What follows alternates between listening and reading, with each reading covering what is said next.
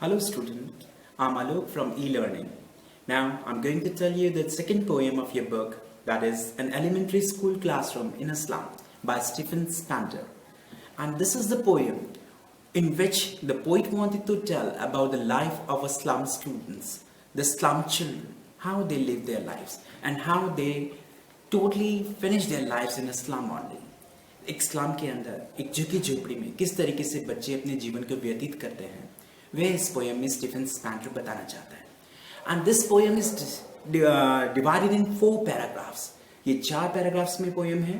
First paragraph में जो description है that is all about the students कि what kind of students are there in the classroom and in a second poem second paragraph there is the description of a classroom कि what kind of a classroom is and in third paragraph, the poet wanted to tell or wanted to explain us that what kind of life they were living over there.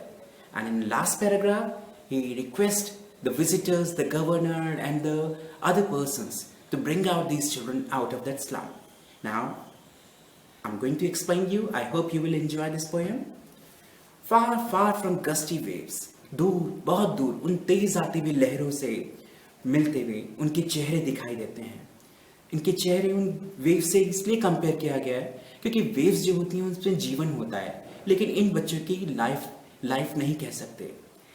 Like rootless weed, उनकी जो life है वो rootless weed के समान है, उन खरपतवारों की तरह या उन जंगली पौधों के समान जो अनवांटेड होते हैं, जिनकी जरूरत नहीं होती है.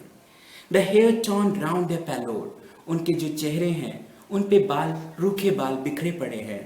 पैलोड इन सेंस उनका जो पीलापन है जो जिंदगी का प्रतीक नहीं है, ऐसे उनके चेहरे हैं. And in that classroom there is a one tall girl with a वेंगेड डाउन हैंड, उसमें एक पतली और लंबी लड़की बैठी है जिसका सर एक तरफ लुढ़का हुआ है, जिसका कोई क्लास में इंटरेस्ट नहीं है या फिर वो एक ऐसी अवस्था में है जो कुछ समझ ही नहीं पा रही है. The paper sieving boy with red eyes, एक पतला दुबला लड़का है जिसकी चूहे जैसी आंखें हैं. एंड नाउ यहाँ पर पोइट ने रेड आइज को पॉइंट आउट किया है. The red eyes in sense डरी हुई आंखें, जो डरी और सहमी हुई हैं. The stunted and lucky heir of a twisted bones, एक और बच्चा जिसकी ट्विस्टेड बोन्स हैं. ट्विस्टेड बोन्स इन सेंस कि टेढ़ी हड्डियां हैं जो मुड़ी हुई हैं. जो अनलकी हायर है ऑफ अ गार्नल डिजीजेस, जो बीमारी उसे उसके पिता से एक गिफ्ट के तौर पर या विरासत के तौर पर मिली हुई है. And one unnoted sweet and young child, एक बहुत प्यारा सा बच्चा उसी कविता में बैठा हुआ है, उस क्लासरूम के अंदर बैठा हुआ है. His eyes lives in a dream, उसकी आंखों में सपने हैं, वो सपने देख रहा है out of the classroom, classroom से बाहर, ऑफ द स्क्विरल गेम्स, और उन गिलहरी के खेलों को देख रहा है जो पेड़ के खोखले में बैठी हुई है. In the tree room other than this, इस क्लासरूम से बिल्कुल बेखबर. ये थी पहला पैराग्राफ. और दूसरे पैराग्राफ में पोइट बताता है the description of the classroom on so cream walls, जो क्लासरूम की दीवारें हैं वो क्रीम कलर की हैं, जो सीलन भरी हैं, बदबूदार, वहाँ से महक आ रही है. एंड डोनेशंस शेक्सपियर्स है, वहाँ पर जो पोर्ट्रेट्स लगे हुए हैं, जो पेंटिंग्स हैं, वहाँ पर डोनेशन में दिए हुए पैसों, जो पैसे दिए गए हैं उन लोगों के नाम लिखे हुए हैं. And the clouds are down, और एक ऐसी पेंटिंग लगी हुई है जिसमें एकदम खुला आसमान दिखाया हुआ है. एंड सिविलाइज्ड डोम, और पूरे शहर को दिखाया गया है. राइटिंग ऑल सिटीज, पूरे शहर में बड़े बड़े डोम्स दिखाई दिए हैं जो कि घनाढ़ता का प्रतीक है. And belled flower of Tyrolese valley, और फूलों से भरी हुई उस ट्रालोसिस घाटी को दिखाया गया है. And open handed map, and open handed map हैं, फिजिकल मैप्स वहाँ टंगे हैं जो कि बताते हैं द वर्ल्ड इज वर्ल्ड, कि ये दुनिया है. And yet for these children this Windows not this map, हालांकि इन बच्चों के लिए ये जो विंडोज हैं, ये मैप जो हैं, ये विंडो का काम करती हैं. ये उन्हें बताती हैं कि दे वर्ल्ड, कि ये उनका दुनिया है. वे all the futures painted in the fog, जहाँ पर उनका जो भविष्य है एक धुंध, एक कोहरे के अंदर दबा हुआ है. एक ऐसी नैरो स्ट्रीट के अंदर जो सील्ड है इन विथ अ लीडी स्काई, एक ऐसे काले आकाश में दबी हुई जहां उनके पास सूरज की रोशनी नहीं पहुंच पाती. फार फार फ्रॉम रिवर्स, जो बहुत दूर हैं, उन नदियों से, केप्स, उन चोटियों से, and the stars of words, और ऐसी दुनिया से जहां तारे हैं जो उनको कभी नहीं नजर आते. In third paragraph it also describe the Stephen Spender described the poems where the students live their lives. Like, surely Shakespeare is a wicked. He says that the Shakespeare is also wicked.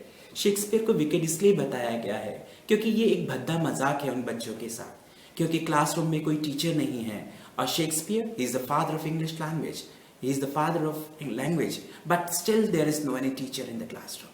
सो ये एक उनके साथ मजाक है. And the map had a bad example, और ये जो map है वो भी एक बैड एग्जाम्पल है. विथ शिप्स एंड सन, जिसमें जहाज बने हुए हैं, जिसमें सूरज को दिखाया गया है.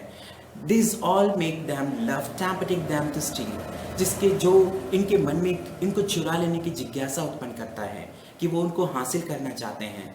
For lives that slide turn in their cramped soul, लेकिन उनका जो जीवन है वो तो उन cramped hole में फंसा हुआ है, उन बंद अंधेरे गड्ढों में छुपा हुआ है.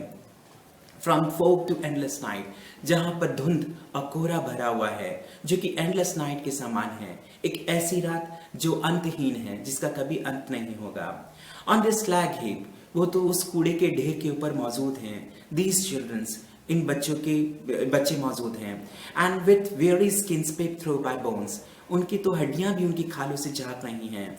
And there is a one girl who used the spectacles of steel, जिसने एक चश्मा पहना हुआ है, जिसका कांच जो है ऐसा प्रतीत होता है मानो कांच की बोतल को तोड़ दिया हो पत्थर से और उसके कांच को जोड़कर उसका चश्मा बनाया हो.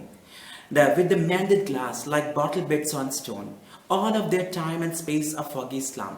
उनका जितना भी समय होता है, जितना भी खाली टाइम होता है, वो सब इस foggy slum के अंदर बीतता है, इस धुंध और कोहरे भरे स्लम के अंदर बीतता है. So blot their maps, और ये जो मैप है ये एक धब्बे के समान है उनके लिए. With slum as a big dome, ये जो स्लम है एक बड़े से धब्बे के समान, काले धब्बे के समान है. In the last para, the poet wanted to tell that he just wanted to request the visitors or the governors to help these children. इसमें बताता है कि unless the governor, inspector and visitor, this map becomes their windows, and these windows that shut upon their lives like catacomb. कि जो Windows हैं ये उनके ऊपर बंद पड़ी हैं उस कैटाबॉम की तरह, एक ऐसे बंद मकबरे की तरह, कब्र के समान जो वहां पर बंद पड़े हैं. वो रिक्वेस्ट करता है कि break open till they break the town, कि इसे तोड़ दो, कहीं ऐसा ना हो कि ये खुद इसे तोड़ दें और ये हम तक पहुंचे इन सब चीजों को हासिल करने के लिए. Break open till they break down the town and show the children to the green field, और इन बच्चों को उन हरे मैदानों को दिखाओ. And make their world run azure on the gold stand, और उनको सुनहरी रेत के ऊपर दौड़ने दो. And let their tongue run naked into the books, और उनकी जीवा को इन किताबों का स्वाद चखने दो. The white and the green leaves open, जिसमें हरे और सफेद पत्ते खुले हुए हों. History theirs whose language is the sun, क्योंकि इतिहास तो वही बना सकता है जिसमें आग हो, जो आग अपना सकता हो. और इस पोएम के माध्यम से जो स्टीफन स्पेंडर है वह इन स्लम के बच्चों के बारे में बताना चाह रहा है. So this is the poem, An Elementary School Classroom in a Slum. I hope you understood this poem. Thank you. And if you like it, please give a like and subscribe the channel.